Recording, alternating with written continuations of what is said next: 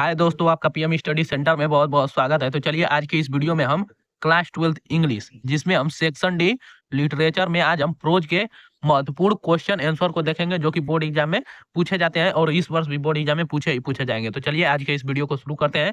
8 अंक में पूछे जाते हैं। प्रोज से शॉर्ट आंसर टाइप क्वेश्चन है। ये हमारा शॉर्ट आंसर टाइप क्वेश्चन, जो कि बोर्ड एग्जाम में 40 शब्दों में लिखना होता है। 40 से आप शब्द कम शब्द में भी लिख सकते हैं, लेकिन आशा कीजिएगा कि आप 40 वर्ड तक ही लिख पाए, क्योंकि बोर्ड एग्जाम में अधिक या कम वर्ड लिखने पर बोर्ड एग्जाम में अंक करते हैं। तो चलिए हम आज के इस वीडियो को शुरू करते हैं। तो हमारा 8 अंक में 2 question short answer type question board exam में प्रोज से पूछे जाते हैं। तो एक 4 अंक में पूछा जाता है, जबकि एक 4 अंक में। हमारा 8 अंक में 2 शॉर्ट आंसर टाइप क्वेश्चन पूछा जाता है। तो चलिए आज के इस वीडियो को हम शुरू करते हैं। तो हमारा पहला क्वेश्चन यहाँ पर रहा कि what was the bulletin board. Bulletin board क्या था और हाउ वाज इट इम्पोर्टेंट, और यह कैसे इंपॉर्टेंट था, महत्वपूर्ण था। तो चलिए इसका हम आंसर जानते हैं। यह हमारा पहला चैप्टर से लिया गया है, द लास्ट लेसन से। तो चलिए इसे देखते हैं। हमारा आंसर है कि इन दोज डे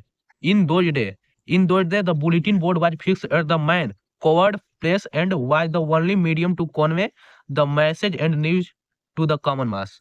अब चलिए आइए इसका अर्थ भी जान लेते हैं इतना तक का। तो इन दो डे मतलब उन दिनों में, इन दो डे मतलब उन दिनों में the bulletin board was fix eight the main covered place. जो बुलेटिन बोर्ड था, बुलेटिन बोर्ड का मतलब सूचना पट था, जो fix eight the main covered place. Covered मतलब भीड़, मतलब यह सूचना पट था उस स्थान पर, भीड़ वाले स्थान पर फिक्स था। And was the only medium to convey the message and the news to common mass. Was मतलब वहां पर फिक्स था, स्थित था। The only medium to convey का मतलब हमारा यहाँ पर जनमानस होता है, इसका अर्थ। तो यहाँ पर द ओनली मीडियम, यह केवल उनके मध्य जनमानस, और यहाँ पर मैसेज संदेश और समाचार टू द कॉमन मास, मतलब यह जो बोर्ड था, बुलेटिन बोर्ड, उन दिनों में भीड़ वाले स्थान पर स्थित था, और यह केवल आम मतलब कॉमन मतलब सामान्य जनमानस वाले व्यक्तियों के लिए मैसेज और समाचार, संदेश और समाचार का कार्य करता था। It was important because it was the only mode of communication between the official and the public. It was important, यह इसलिए महत्वपूर्ण था क्योंकि it was the only mode of communication between official and public, मतलब उस समाज, जनता और अधिकारियों के लिए सूचना देने का एकमात्र साधन था। तो इसका आंसर यही हो जाएगा, और यह क्वेश्चन बोर्ड एग्जाम में 4 अंक में शॉर्ट टाइप आंसर पूछा जाता है। चलिए अगले क्वेश्चन को देखते हैं। तो हमारा अगला क्वेश्चन रहा यहाँ पर कि what did M Hamel speak first in the class that day about the last lesson. मतलब M Hamel speak first in the class, मतलब एम हेमल अपने फर्स्ट क्लास में क्या कहे और किसके बारे में, लास्ट लेसन के बारे में उन्होंने क्या कहा। उस दिन उन्होंने लास्ट लेसन के बारे में क्या कहा। तो चलिए इसका आंसर जानते हैं। तो हमारा आंसर आया यहाँ पर कि M Hamel said addressing his children, मतलब एम हेमल अपने बच्चों से कहते हैं कि that it was the last lesson, यह अंतिम अध्याय है। ही वुड गिव देम, वह उन लोगों से कहते हैं, अर्थात जो उन्हें देंगे या बताएंगे। अब यहाँ पर रहा हमारा कि the order had came from Berlin to teach only यहाँ पर German in the school of Alsace and Lorraine. The new master would came the next day, मतलब यह कहा गया है कि the order had came from Berlin, मतलब Berlin से यह आदेश आया है कि टू टीच ओनली, मतलब केवल German in the school of Alsace and Lorraine the new master would came the next day, मतलब जो एल्सेस और लॉरेंस के स्कूल है उसमें केवल जर्मन ही पढ़ाया जाएगा, और यहाँ पर the new master would came the next day, और नए अध्यापक अगले दिन आएंगे और आपको फ्रेंच भाषा अब हमारे स्कूल में नहीं पढ़ाया जाएगा। अर्थात इस पूरे उत्तर का यह कहना है कि यम हेमल एक दिन अपने क्लास में गए और उन्होंने बच्चों से कहा कि यह मेरा आखिरी पाठ है और आज के बाद मैं फ्रेंच भाषा नहीं पढ़ाऊंगा। तो वहां पर यह संदेश आया था, बर्लिन से यह संदेश आया था कि अब एल्सेस और लॉरेंस के जो स्कूल है उनमें केवल जर्मन पढ़ाया जाएगा, फ्रेंच नहीं पढ़ाया जाएगा। और यही वो बात बच्चों से बताते हैं कि अगले दिन नए अध्यापक आएंगे और आपको जर्मन पढ़ाएंगे। चलिए अगले क्वेश्चन को देखते हैं यहाँ पर।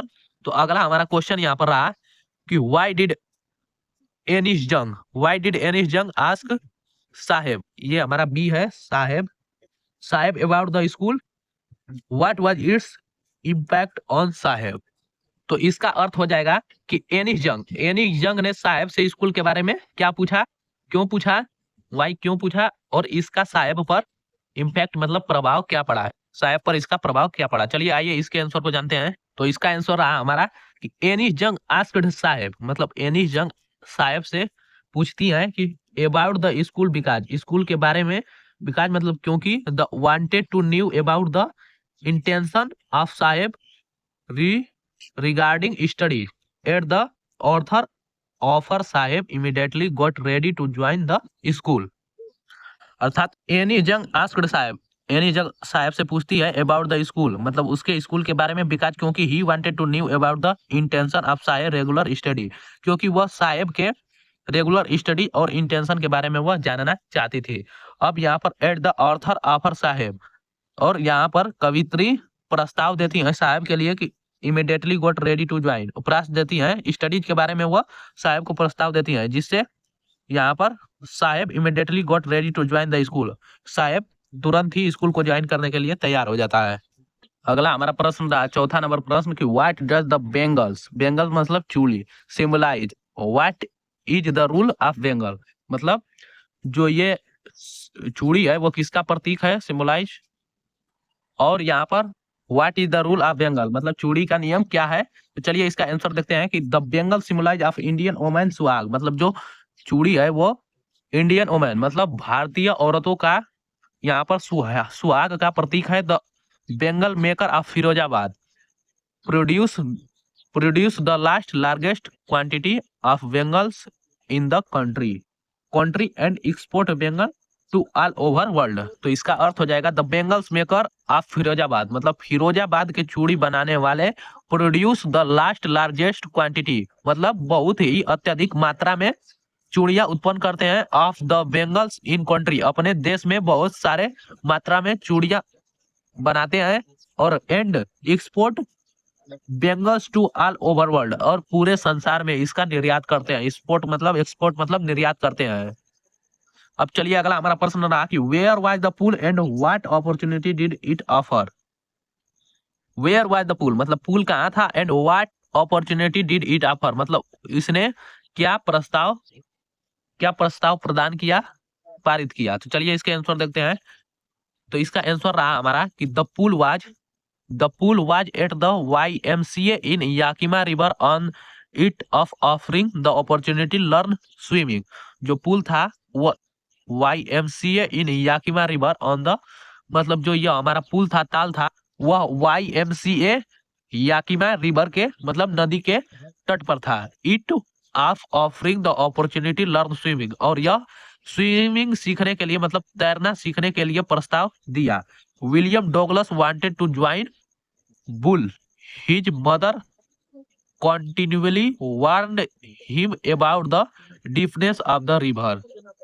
ज्वाइन बट, ये हमारा बट है, his mother continually warned him about the deepness of river, मतलब जो विलियम डॉगलस थे वो इसे ज्वाइन करना चाहते थे, लेकिन उनकी माता continually warned him about the deepness of river, और इस नदी के गहराई के बारे में उनकी माता हमेशा उन्हें सावधानियां बताती रहती थी, चेतावनी देती रहती थी। वार्न मतलब चेतावनी देना। चलिए अगले प्रश्न को देखते हैं। तो हमारा अगला प्रश्न रहा है यहाँ पर कि what terror did Douglas have in the heart how, मतलब जो टेरर मतलब डर होता है, Douglas have in his heart, और विलियम डगलस के हृदय में डर कैसे उत्पन्न हुआ और किसके कारण उत्पन्न हुआ। तो इसका आंसर रहा इन हिज हर्ट मतलब उसके हृदय में Douglas had terror for water, मतलब उसके डॉगलस के हृदय में टेरर फॉर वाटर मतलब पानी का भय था।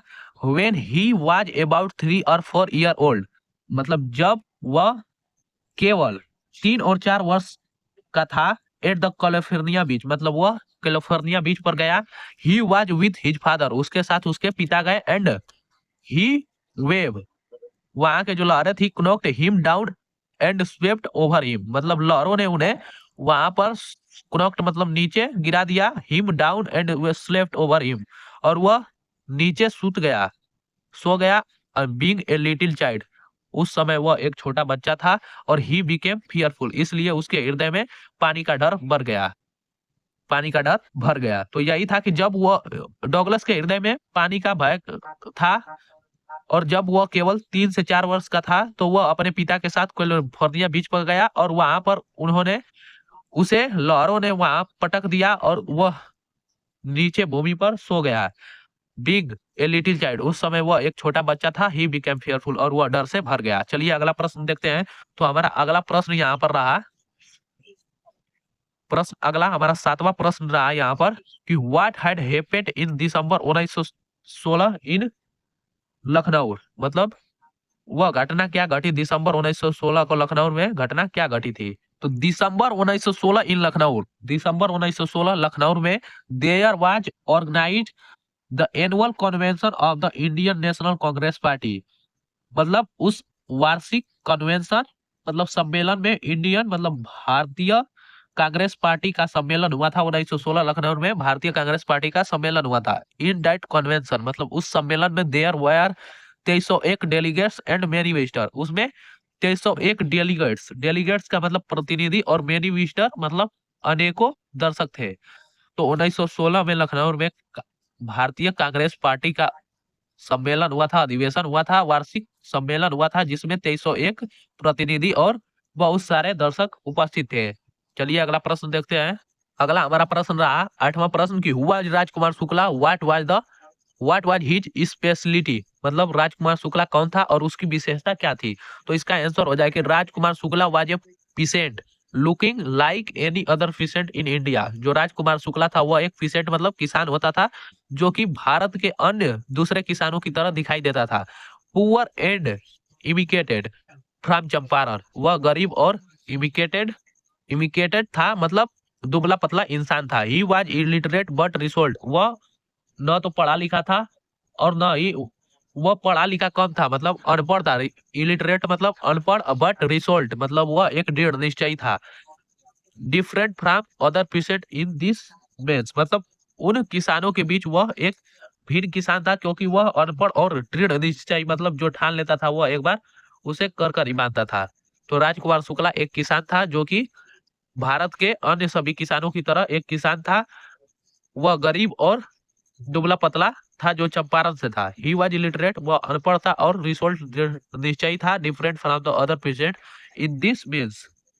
अगला प्रश्न हमारा यहाँ पर 9th नंबर प्रश्न की why did Rajkumar Shukla want to meet Gandhi ji, मतलब राजकुमार शुक्ला गांधी जी से क्यों मिलना चाहता था। तो इसका आंसर हो जाएगा कि Rajkumar Shukla wanted to meet Gandhi ji से इसलिए मिलना चाहता था to complain about the injustice of the landlord system, मतलब वो कंप्लेन करना चाहता था about injustice of landlord system, मतलब भूमि के विषय में, भूमि से हुए अन्याय के बारे में वो गांधी जी से कंप्लेन करने के लिए मिलना चाहता था इन बिहार एंड वो landlord system in Bihar and somebody had probably told to speak to Gandhi ji. somebody मतलब कुछ व्यक्तियों ने उससे कह दिया था कि तुम इसके बारे में गांधी जी से स्पीक टू गांधी जी मतलब गांधी जी से बात करो। तो राजकुमार शुक्ला गांधी जी से इसलिए मिलना चाहता था क्योंकि वह बिहार में हुए लैंडलॉर्ड सिस्टम मतलब भूमि भूमि में हुए अन्याय के बारे में वो कंप्लेन करने के लिए गांधी जी से मिलना चाहता था। और somebody मतलब किसी ने उसे कह दिया था कि तुम इस विषय पर गांधी जी से बात करो। चला अगला हमारा प्रश्न रहा यहाँ पर कि who was Charlie Freer Andrews, why did Gandhi ji not take his help for his movement against landlords. Who was Charles Freer Andrews, मतलब चार्ल्स फ्री एड्रियस कौन था। Why did Gandhi ji not take his help, मतलब गांधी जी उसका सहायता क्यों नहीं लेना चाहते थे for his movement against landlord, मतलब वह अपने भूमि के आंदोलन में उसकी सहायता क्यों नहीं लेना चाहते थे। तो चलिए इसका आंसर जानते हैं कि Charles Freer Andrews was an English pacifist, मतलब जो चार्ल्स फ्रीर एड्रियस था वह एक इंग्लिश पैसिफिस्ट का मतलब शांति दूत था, मतलब चार्ल्स फ्रीर एड्रियन था एड्रियू वह एक शांति दूत था। इंग्लिश शांति दूत मतलब अंग्रेज शांति दूत था who had become a devout follower of Gandhi ji. Follower का मतलब अनुयायी, उसका गांधी जी का एक वह अनुयायी बन गया था, गांधी जी के प्रति वो अपने आप को समर्पित कर दिया था, जो ये चार्ल्स फ्रीव एड्रीव था। तो Gandhi ji did not take help of him for the movement against landlord system, मतलब गांधी जी ने उसकी सहायता लेने से मना कर दिया for the movement against landlord, मतलब गांधी जी ने लैंडलॉर्ड एग्निस्ट लैंडलॉर्ड मतलब जमींदारों के विरुद्ध आंदोलन में उसकी सहायता लेने से मना कर दिया। Because in that unequal fight taking his help showed the weakness of their heart, क्योंकि इन द अनइक्वल फाइट मतलब अनइक्वल मतलब बराबरी की लड़ाई में, असमान लड़ाई में, taking his help showed the weakness of his heart मतलब उसकी सहायता लेना गांधी जी को अपने हृदय की कमजोरी को दर्शाता था। He should not be sought as a prop because he was an English man. He should मतलब गांधी जी कहते हैं कि उसे एक बैसाखी की तरह नहीं समझना चाहिए था, प्रो मतलब बैसाखी की समझ नहीं समझना चाहिए था, क्योंकि he was a English man, वह एक अंग्रेज था। तो यह था most important question answer prose से, जो कि बोर्ड एग्जाम में पूछे जाने की संभावना बनी है। तो आज की वीडियो में बस इतना ही, और यदि वीडियो पसंद आया होगा तो इसे ज्यादा से ज्यादा लाइक शेयर और चैनल को सब्सक्राइब करना ना भूले, और वीडियो को पूरे लास्ट तक देखने के लिए बहुत बहुत धन्यवाद।